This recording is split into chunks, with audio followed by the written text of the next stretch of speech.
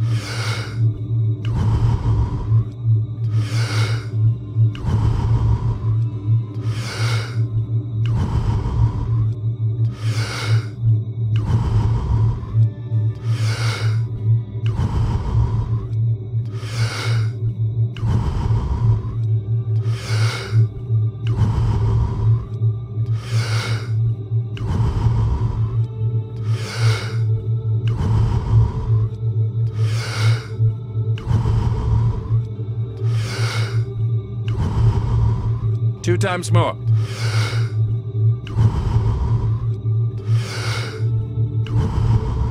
And stop. I'm actually more interested in deepening that understanding, which means, do we need a sugar pill, saline injection, or some false surgery or procedure to change our state of being? I mean, do you need some external influence? Because the sugar pill is a symbol.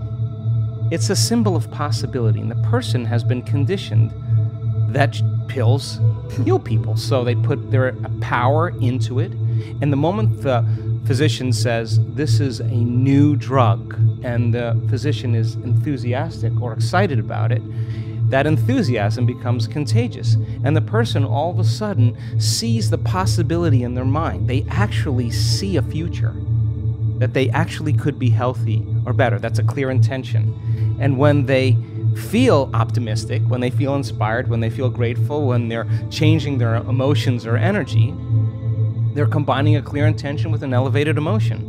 And if thoughts of the vocabulary of the brain and feelings of the vocabulary of the body, and how you think and how you feel creates your state of being, they just moved from their past present state of being into a future present state of being.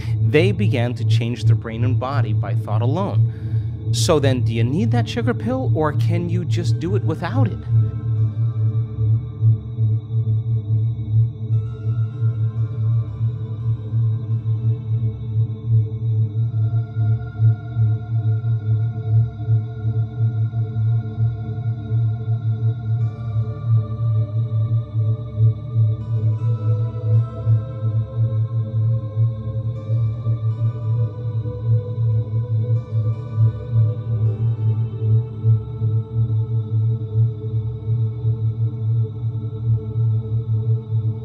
Thirty times.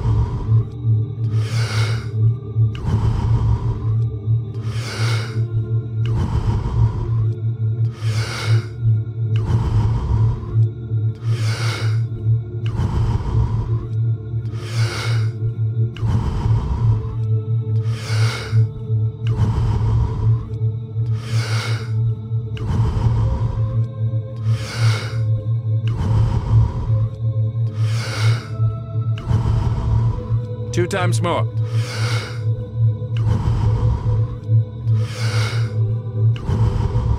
And stop.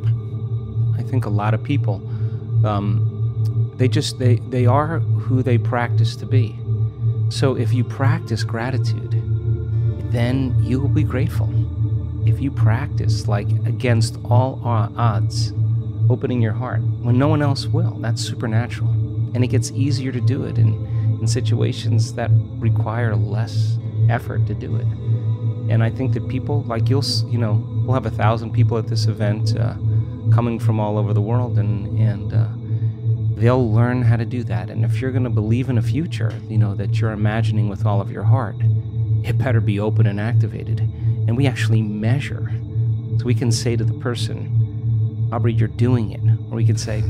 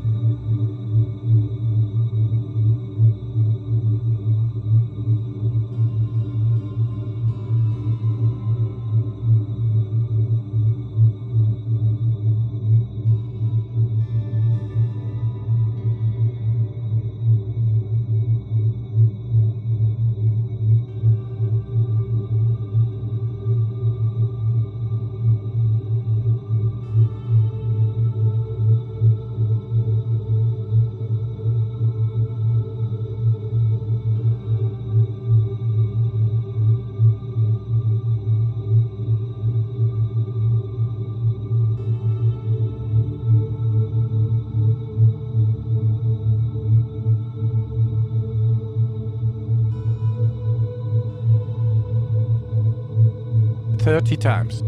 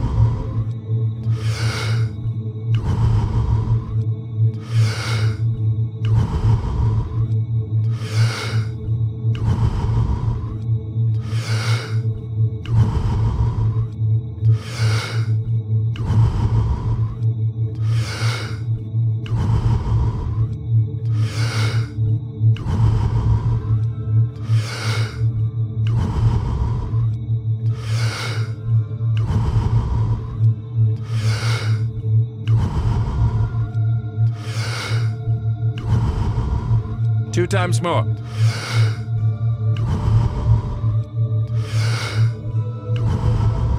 And stop. A man stand on the stage and tell his testimony of his healing. I looked out in the audience. There wasn't a person in the audience that was thinking about anything else. They were witnessing truth right before their eyes, a miracle. Now, you see that and you look at the person, it doesn't look like a movie star, doesn't look like a vegetarian, doesn't look like they're buffed, doesn't look like they're different than anybody else. They just look like an average person. And the most common thought that happens when you witness that is, if that person can do it, so could I. And that drops the belief right away. You cannot go back to being the same person after you witness that. It's impossible. You're witnessing that type of transformation. And stroke patients that have had a paralyzed limb for years or been blinded by a stroke, that have perfect vision again. And the scans from their physician shows a complete 100% recovery. Now, strokes don't heal if they don't heal in 2 weeks, according to the conventional model of medicine. And nerves don't really come back online if they've been damaged after a period of time. And yet we're witnessing those kind of supernatural changes. So then the belief, the subconscious belief that that is impossible. You may say, oh yeah, I believe that a person can be healed. Yeah, I believe in miracles. But when it comes time to actually execute them, you got to step outside a little bit and you got to trust a whole lot.